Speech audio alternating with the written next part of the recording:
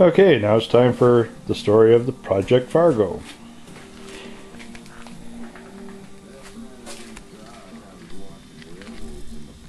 Fargos are a lot like Dodges and Plymouths of the same era. This one here has different headlights. It's got 35 Chev headlight buckets with the aftermarket lights and with the little peanut bulbs for signal lights.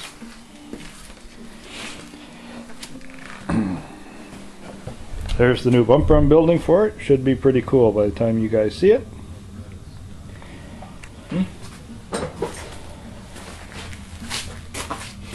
And if you notice, the hood ornament that I had on there, which was in the magazine, it's a 52 Chev hood ornament, which Patrick will be using on his next project, which will be a 52 sedan delivery, is being replaced by a kangaroo. That'll be awesome. The reason a kangaroo makes sense is because Fargos were built in Canada, and they were built in the United States for export to Australia during the war.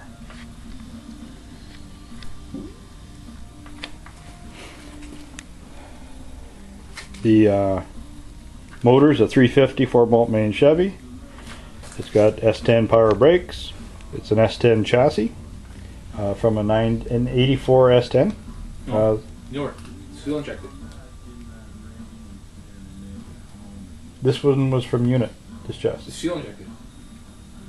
Remember the lines in the back? Three lines? Yeah. So it's fuel injected. So 88 and up. Okay.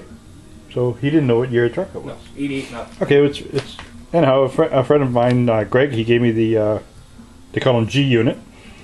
He gave me the chassis. He built a monster motor out of the S10. I rebuilt the motor. My nephew rebuilt the transmission, Curtis. It's a Turbo 400. Those valve covers Patrick actually owned for a day. He got them from a friend of his, Bruce. And he's building a Cadillac motor next, so I ended up with them. But you might... I didn't need them. You might wish you had them back for the panel. The sedan delivery. The V6? Probably not. Ah, true. Forgot about that. You got the motor already decided for that. Copper red, I don't know what I even got it out of. It was sitting in the garage forever, like a lot of things. One of my friends at the scrapyard, he decided that when this visor come in, all aluminum aftermarket visor, that he'd save it for me, and I could have kissed him, but people would have talked. You know how that goes. He would have punched you. Yeah, probably. Inside, it's got a 1960 Falcon gauge cluster. It's got a Chevy S10 column,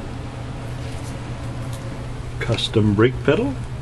That center piece on the that holds the gauges is actually off. It's a porcelain enameled piece off of an old vintage stove we got from the Founders Museum, but it holds the gauges quite nicely.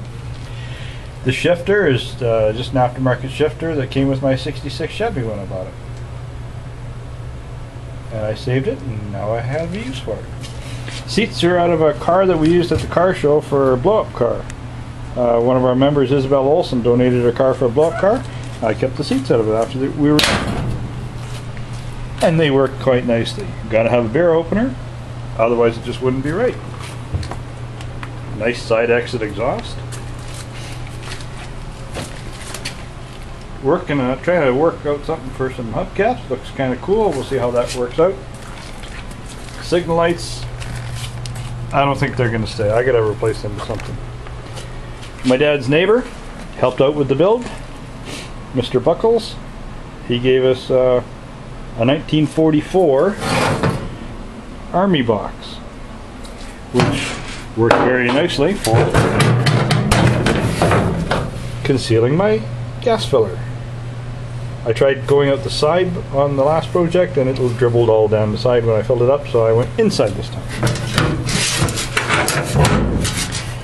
The floor of the box is made out of stainless steel clad plywood that I got as a remnant from Bombardier. They use it to build the rail cars.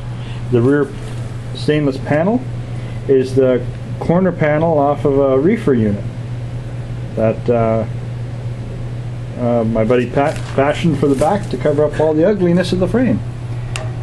The Dominion Motors logo we got on a car hunt up in Auden. Along with the front end? Along with the front clip. Back in 2006, 2007. 07, I think it was. And couldn't resist putting it on here. It's from Fort William, Port Arthur, which is now in the Bay Area. Those bullet holes aren't stickers.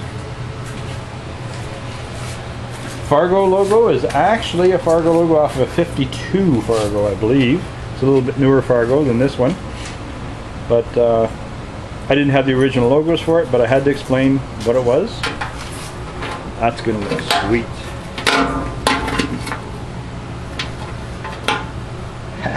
It's going to look nice. Ooh, there we go. And this piece here is the part that definitely lets you know it's the Fargo. That's only shows up on the Fargos. That's a nice looking visor. The big M on the side stands for McEwen Fuels, your warmest friend. This the cab used to be on a fuel delivery truck. Speaking of fuel, what do you use for fuel tank? I can't see it from here. Well, maybe. The fuel tank's a 25 imperial gallon barrel, which the camera has a hard time focusing on. It was a fuel tank for thinners, so I knew it would be gas appropriate. The one section of the floor is missing right now because I had a fuel pump failure. I've ordered a new one. I'll be getting it in shortly. Glass pack exhaust with cherry bombs and then a quick exit coming out both sides.